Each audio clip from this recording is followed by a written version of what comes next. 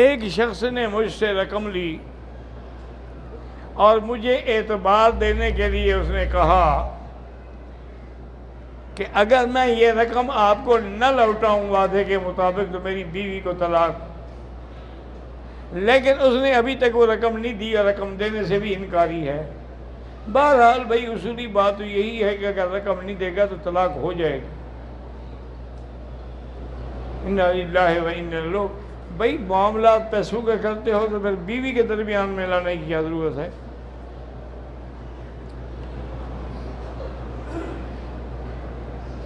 حیض کی حالت میں لڑکی قرآن کی تلاوت کر سکتی ہے، اگر مدرسے میں پڑھتی ہے تو کیا وہاں سنا سکتی ہے؟ بھئی امام ابو حنیفہ رحمۃ اللہ علیہ فرماتے ہیں کہ حیض کی حالت میں وہ زبانی کلامی یاد بھی نہیں پڑھ سکتی، سن سکتی ہے۔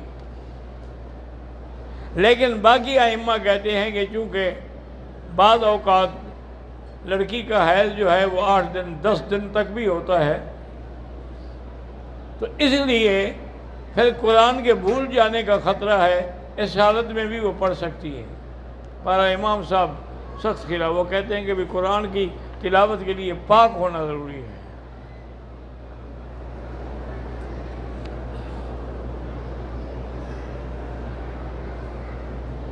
میں بچپن سے خواب میں پانی بہتا ہوا دیکھتا ہوں، کوئی ایسی بات نہیں، نہ ڈرو، کوئی ڈر نہیں، کوئی خوف نہیں، بس لا حول ولا قوت الا باللہ پڑھ کے 3 دفعہ بائیں طرف پھونک دو۔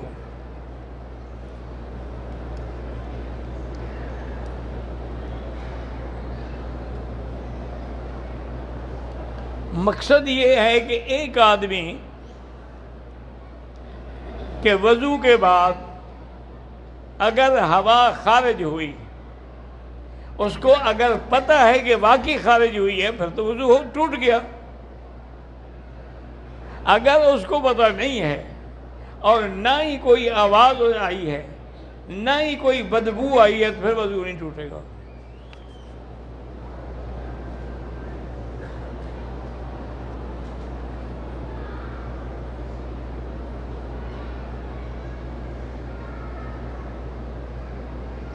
مولانا آغا سید جواد نقوی کہتے ہیں کہ موجودہ انسانی نسل جو ہے یہ 10ویں آدم کی اولاد ہے، اس سے پہلے 9 آدم گزرے ہیں۔ اس پر وہ قرآنی آیات بھی پیش کرتے ہیں اور نہج البلاغہ کا حوالہ بھی دیتے ہیں، پتہ نہیں کون سے قرآن کی آیات ہے۔ اصل میں وہ بھی سچے ہیں نا جی، کیونکہ ان کا قرآن بھی تو 40 سپارے کا ہے نا، شاید یہ آیات ان 10 میں ہوں جو ان کے ہیں، ہمارے 30 میں تو نہیں ہیں۔ ہمارے 30 میں تو ایک آدم کا ذکر ہے کہ علم آدم الاسماء کلھا، اور اللہ نے فرشتوں کے بتایا تھا کہ اذا سویتہ ونفخت فیہ من روحی فقعوا لہ ساجدین فسجد الملائکۃ کلھم اجمعون۔ یہاں تو ایک آدم کا ذکر ہے، اور معراج کی رات بھی حضور پاک کی ملاقات اسی ایک آدم سے ہوئی ہے، پتہ نہیں 9 آدم کیوں نہیں آئے، وہ شاید شیعہ ہوں گے، نہیں آئے ہوں گے۔ یہ آپ غلط کہتے ہیں علامہ صاحب۔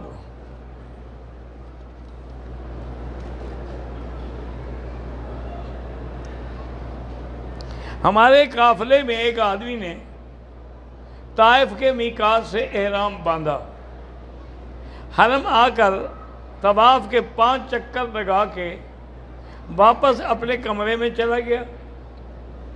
2 دن کے بعد دوبارہ مسجد جیرانہ سے احرام باندھا، عمرہ ادا کیا۔ اس میں دم لازم ہے، کیونکہ پہلے عمرے کو اس نے خود نعوذ باللہ احرام کھول دیا، خراب کر دیا۔ جب عمرہ توڑ دیا جائے دم تو واجب ہے۔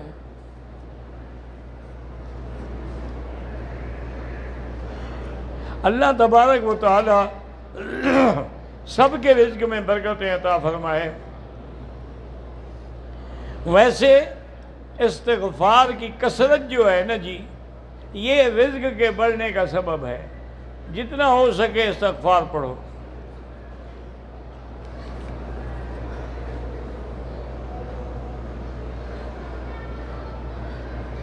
دوسرا عمرہ کرنے کے لیے اگر ہوٹل سے ہم احرام کی چادریں باندھ لیں، مسجد عائشہ چلے جائیں، وہاں جا کے پھر غسل کر کے احرام باندھ، وہاں دوبارہ غسل کی کوئی ضرورت نہیں ہے، بہرحال وہاں سے کریں اور 2 رکعت پڑھ کے نیت کر کے عمرہ کریں، ٹھیک ہے۔ بھئی ہوٹل سے جو جا رہے ہو تو صرف چادریں باندھی ہوئی ہیں نا، احرام تو نہیں۔ احرام تو تب ہے جب نیت کرو گے، لبیک بعمرۃ، لبیک اللہم لبیک، لبیک لا شریک لک لبیک، ان الحمد والنعمت لک والملک لا شریک لک والملک لک۔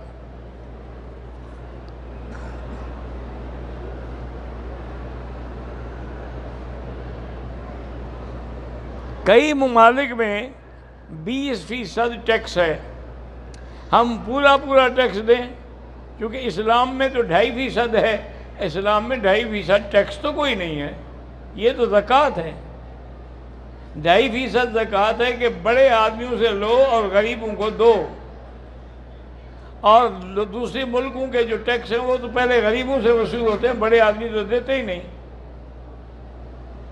بہرحال وہ ٹیکس الگ چیز ہے، زکوٰۃ الگ چیز ہے۔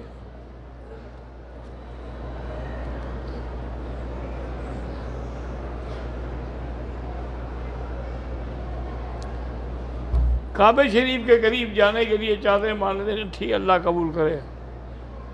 جو چپل آدمی لیٹرین میں استعمال کرتا ہے وہ پہن کر طواف کر، اگر وہ دھو لے، پاک ہو، پلیت نہ ہو، طواف کر سکتا ہے۔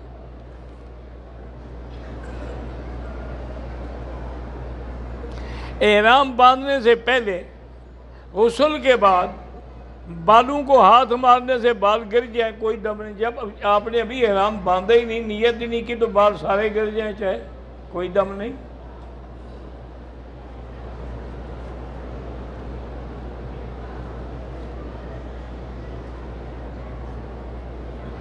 میں نے طواف کے بعد صفا مروہ سے پہلے حجر اسود کو بوسہ لیا، پھر پتہ نہیں کیا نہیں کی، خوشبو لگی ہوئی تھی نہیں لیا بوسہ، ٹھیک کیا۔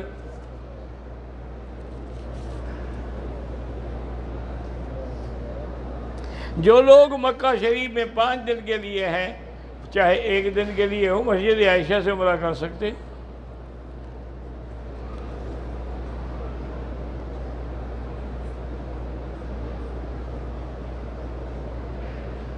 کہتا ہے جی کہ بہن بھائی کو کوئی دل کا مسئلہ ہے، اللہ شفا عطا فرمائے۔ ویسے بزرگوں نے لکھا ہے کہ اللہ کا نام ہے نا، یا قوی القادر المقتدر قوّنی وقوّ قلبی، یہ پڑھ کے دم کیا کریں۔ اچھے رشتے کے لیے سورۃ الرحمن 3 دفعہ پڑھیں اور اللہ سے دعا مانگیں۔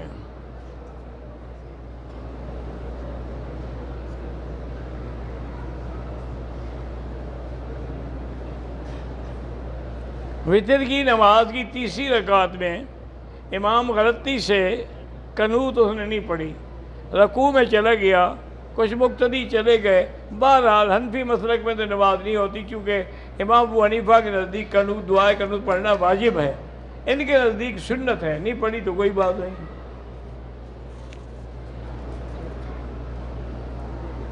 آب زمزم کو گرم کرنا منع ہے، باہر کوئی مسئلہ تو نہیں ہے۔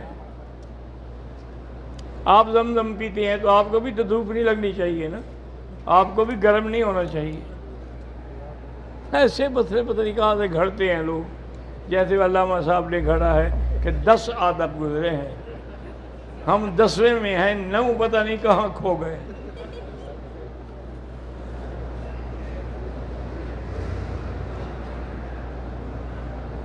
میرے بیگم کا 2 دفعہ حمل ضائع ہو گیا، اللہ شفا دے، اللہ لمبی عمر والی اولاد عطا کرے۔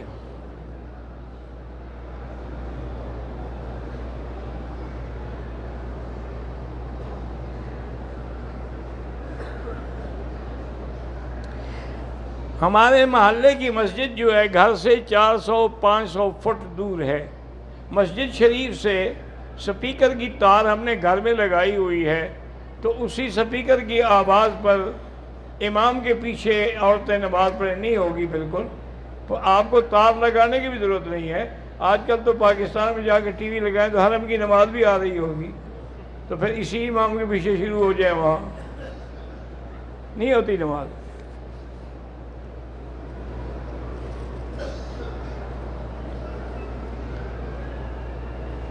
محمد اکرم بہاولپور سے ہیں، سلام کہتے ہیں، مہربانی اللہ آپ کو دین کے کام کی توفیق دے۔ میں نے عمرے میں طواف کے دوران بازو نکالنا یعنی استباح کرنا بھول گیا، کوئی دم نہیں۔ اگر نابالغ بچوں کو ہم نے عمرہ حج کرا دیا تو جب بالغ ہوں گے پھر فرض ادا کریں گے، ابھی تو فرض نہیں ہے نا ان پر، یہ تو نفلی ہے۔ اللہ تبارک و تعالی اولاد نرینہ عطا فرمائے، اس کے لیے دعا قرآن میں ہے، رب لا تذرنی فردا وانت خیر الوارثین، یہ دعا مانگا کریں۔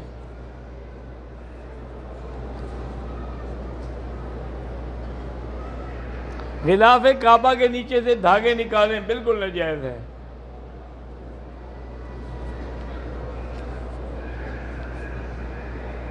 ایک بچی اس کی اولاد نہیں ہو رہی، پہلے تو علاج بھی کرائے اور اس کے بعد سورۃ یوسف پڑھ کے اللہ سے دعا مانگے۔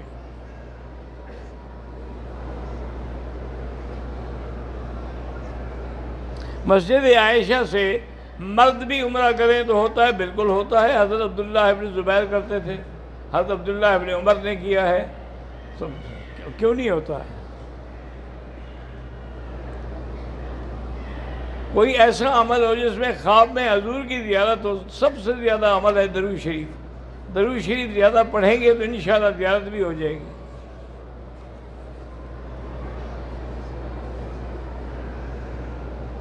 فیصل نذیر جو ہیں پاکستان سے دعا کے لیے کہتے ہیں، اللہ ان کی آرزوئیں پوری کرے۔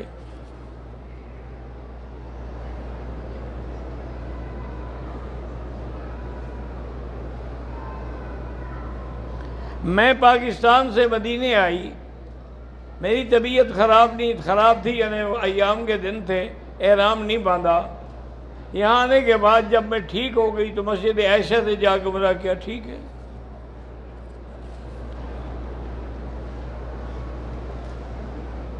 جو لوگ کسی کو قرآن پڑھواتے ہیں ایصال کے لیے، بھائی جو لوگ پیسے دے کے پڑھاتے ہیں یہ تو کاروبار ہے، یہ کوئی ثواب نہیں ہے۔ پڑھنا پڑھانا ہے، خود پڑھو، دعا کرو اللہ سے۔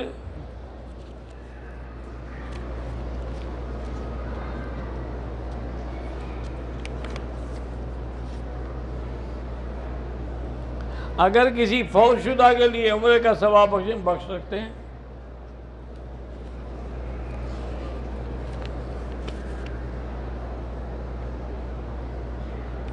بہرحال مسجد عائشہ میں بھی عصر کے بعد نماز 2 رکعت نہ پڑھیں، اسی طرح عین جب سر پہ سورج ہو پھر بھی نہ پڑھیں، اوقات مکروہ میں نہ پڑھیں، بغیر 2 رکعت پڑھے ہوئے لبیک پڑھ کے آ جائیں۔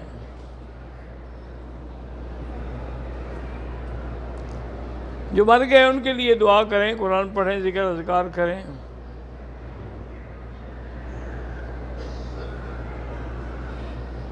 ایک آدمی نے پہلے حج نہیں کیا لیکن اب عمرے کے لیے آ گیا ہے تو اب اس پر حج فرض ہے؟ ہاں بالکل فرض ہے۔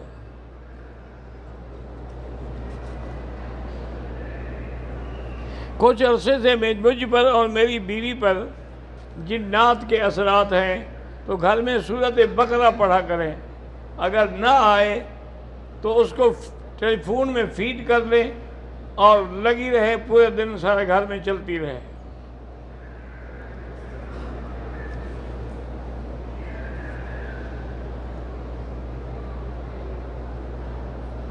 بہرحال جمعہ سے پہلے 4 رکعت سنت پڑھیں، بالکل ٹھیک ہے، جیسے ظہر سے پہلے 4 رکعت سنت۔ باقی جو 12 رکعت ہیں وہ تو چاشت کی ہیں، اس کا ظہر سے کوئی تعلق نہیں۔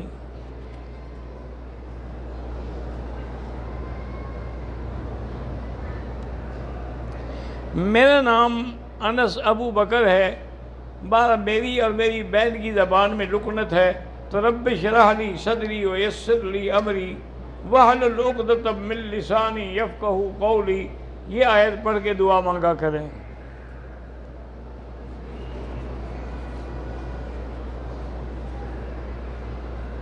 میرے پتہ نہیں بھتیجے پتہ نہیں بہن کو 2 بچیوں کی پیدائش ہوئی الگ الگ، لیکن اللہ کے حکم سے دونوں نارمل نہیں تھے، نارمل نہیں تھے، چلے گئے تو اللہ کی مرضی، اگر ہیں تو اللہ زندہ رکھے۔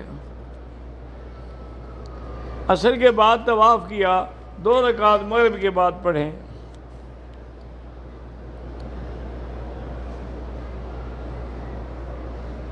حرم میں جنازے کی نماز میں پہلی تکبیر کے بعد کافی ٹائم ہوتا ہے، تو کیا ہم ثنا اور سورۃ الفاتحہ، ہمارے ہاں حنفی مسلک میں جنازے میں سورۃ الفاتحہ پڑھی ہی نہیں جاتی، چونکہ امام ابو حنیفہ فرماتے ہیں کہ سورۃ الفاتحہ کا تعلق نماز سے ہے، جنازہ تو دعا ہے، کیونکہ اگر یہ نماز ہوتی تو پھر رکوع بھی ہوتا، سجدہ بھی ہوتا۔ میرے والدہ اور والد اللہ شفا عطا فرمائے، اگر دونوں نے عمرہ کیا ہے اور دونوں طواف صفا کر چکے ہیں تو ایک دوسرے کے سر پہ اس طرح پھیر سکتے ہیں، اگر ایک نے کیا ہے اور ایک نے ابھی نہیں کیا تو پھر دم پڑ جائے گی۔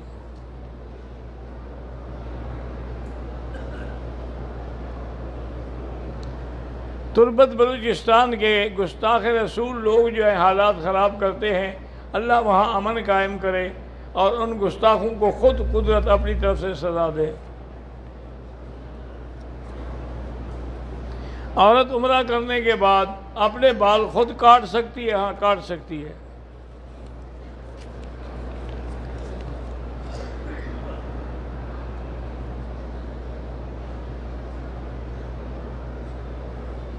بہرحال جہاں تک وہ موبائل کے وبا ہونے کی بات ہے تو کوئی شک نہیں، لیکن حل بھی کوئی نہیں۔ دعا کریں کہ اللہ اس کو صحیح استعمال کرنے کی توفیق دے، برائیوں سے بچائے۔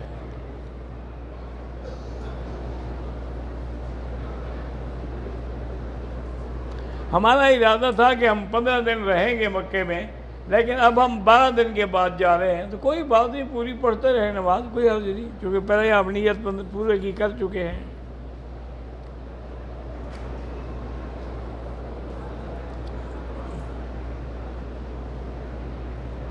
ہم پہلے مکہ آئے اور مدینے سے سیدھا ایئرپورٹ جائیں گے۔ کچھ لوگ کہہ رہے ہیں کہ تمہارا طریقہ غلط ہے، تم مدینہ میقات سے معلوم ہو گئے، بھئی جب تم سیدھا مکہ آئے تو کہیں سے احرام باندھا بھی ہے کہ نہیں باندھا، یہ تو وضاحت کرو نا۔ اگر احرام باندھ کے عمرہ کر لیا تو ٹھیک ہے۔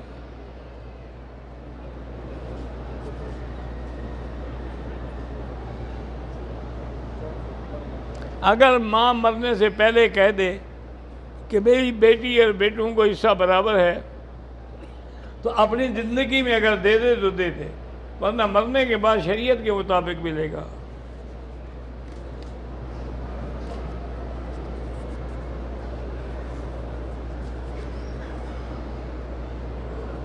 نماز میں امام کے پیچھے حنفی ہے تو فاتحہ نہ پڑھے، شافعی ہے تو پڑھا کرے۔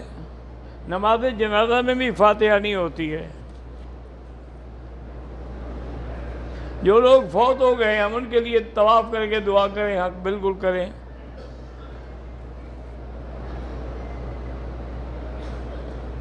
پتہ نہیں کیا لکھا، مجھ سے پڑھا ہی نہیں جاتا۔ روضہ رسول پہ کہتے ہیں ہمارا نام لے کر سلام کہو، ٹھیک ہے، جس نے بھی کہا سب کا سلام کہہ دو۔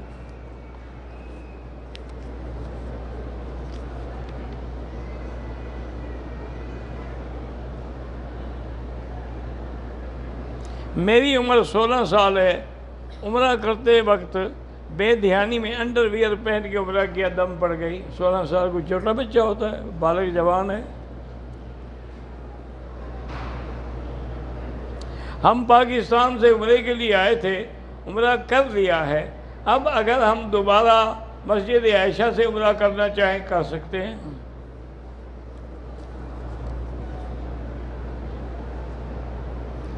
احرام کی حالت میں جدہ ایئرپورٹ پر خوشبو والے شیمپو سے ہاتھ دھو لیے، 5-4 ریال خیرات کر دو۔ میری پھوپھی فوت ہو گئی، اللہ مغفرت فرمائے۔ میرا بیٹا بہن بیمار ہیں، اللہ ان کو بھی شفا عطا فرمائے۔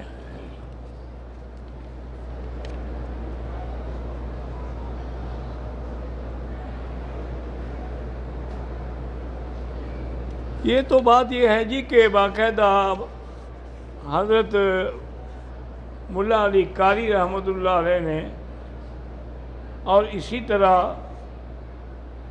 اور بزرگوں نے بھی لکھا ہے کہ حضور کے جنازے میں فرشتے بھی اترے ہیں اور حضور کا جنازہ صحابہ نے بھی پڑھا ہے، اس میں تو کوئی شک نہیں کہ صحابہ نے پڑھا ہے۔ لیکن اصل جھگڑا یہ ہے کہ جنازہ اس طرح نہیں پڑھا گیا جیسے لوگوں کا پڑھا جاتا ہے کہ اللہم اغفر لحینا و میتنا، حضور کے کون سے گناہ تھے جو ہم بخشوا رہے ہیں؟ وہ تو صرف صحابہ جاتے تھے، 10 کھڑے ہوتے تھے، صلی اللہ علیہ یا محمد، اللہم صلی علی محمد پڑھ کے باہر آ جاتے۔ وہ جنازہ اس لیے بعض لوگوں نے کہہ دیا کہ حضور کا جنازہ ہی نہیں پڑھا گیا۔ بھئی وہ جنازہ نہیں جیسے تمہارا جنازہ ہے۔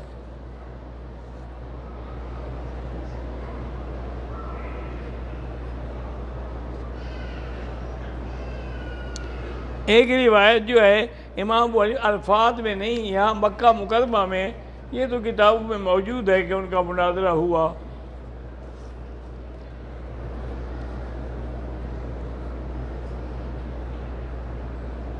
میرے والد صاحب عمرے کا احرام باندھ کے آئے، ان کو ہارٹ اٹیک ہو گیا، اب وہ ہسپتال میں، اللہ شفا عطا فرمائے۔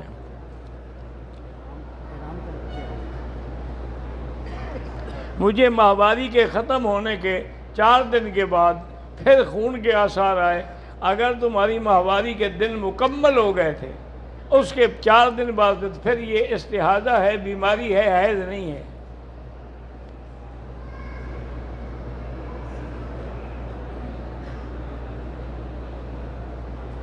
عمرہ مکمل کرنے کے بعد ہوٹل چلا گیا، احرام کھول دیا، کپڑے بدل کر کھانا لینے چلا گیا، بعد میں یاد آیا کہ بال نہیں کٹوائے۔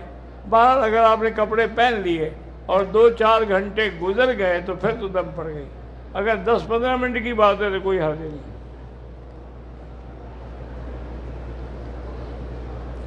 طواف کے دوران نظر نیچے رکھیں۔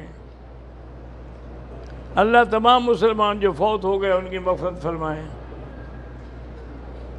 انڈیا میں پھر مساجد کو توڑا جا رہا ہے، دعا کریں اللہ مسلمانوں کی بھی، مساجد کی بھی، ان کی حرمت کی حفاظت فرمائے، اور وہ ظالم جنہوں نے یہ تحریک شروع کر رکھی ہے، اللہ تبارک و تعالیٰ ان پر اپنی طرف سے عذاب نازل فرمائے۔ اگر طواف کے بعد 2 رکعت نہیں پڑھے، صفا مروہ دوڑنے چلے گئے، صفا مروہ دوڑ کے بعد میں 2 رکعت پڑھے، کوئی حرج نہیں۔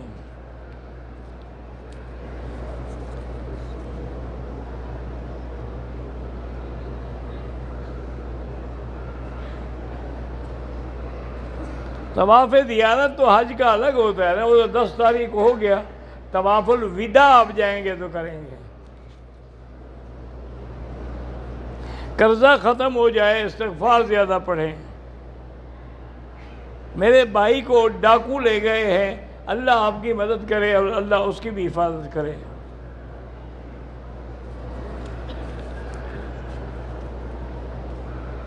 اللہ سب کی حفاظت فرمائے۔ اسکن الرجی کا بڑا علاج کرایا، کوئی فائدہ نہیں ہوا، زمزم پی کے دعا کریں۔ اللہ جن کی اولاد نہیں ان کو بھی اولاد عطا فرما۔ عصر کے بعد 2 رکعت نہ پڑھیں مقام ابراہیم پہ، بلکہ مغرب کے بعد پڑھیں۔ اللہم صلی علی سیدنا محمد وعلی آل سیدنا محمد کما صلیت علی ابراہیم وعلی آل ابراہیم فی العالمین انک حمید مجید۔ لا الہ الا اللہ الحلیم العظیم، لا الہ الا اللہ رب العرش الکریم۔ اللہم انا نسألک موجبات رحمتک وعزائم مغفرتک والسلامة عن كل إثم والغنیمة عن كل بر۔ اللہم لا تدع لنا ذنبا إلا غفرته ولا ہما إلا فرجته ولا عیبا إلا سترته ولا کربا إلا نفسته ولا ضالا إلا هديته ولا فسادا إلا أصلحته ولا مريضا إلا شافيته ولا عدوا ظالما إلا أهلكته ولا حاجة من حوائج الدنيا والآخرة إلا قضيتها ويسرتها يا أرحم الراحمين یا اکرم الاکرمین۔ یا اللہ تمام آنے والوں کی حاضری منظور فرما۔ یا اللہ تمام کے حج عمرہ زیارت طواف منظور فرما۔ یا اللہ ہمیں تو مانگنا بھی نہیں آتا، بغیر مانگے عطا فرما۔ اللہم انا نسألک من الخیر کلہ عاجلہ وآجلہ ما علمنا منہ وما لم نعلم۔ اللہم انا نسألک من خیر ما سألک نبیک محمد صلی اللہ علیہ وسلم ونعوذ بک من شر ما استعاذک منہ نبیک محمد صلی اللہ علیہ وسلم صلی اللہ علیہ وسلم۔ ربنا تقبل منا انک انت السمیع العلیم وتب علینا انک انت التواب الرحیم۔ صلی اللہ تعالی علی خیر خلقہ سیدنا محمد وعلی آلہ وصحبہ اجمعین۔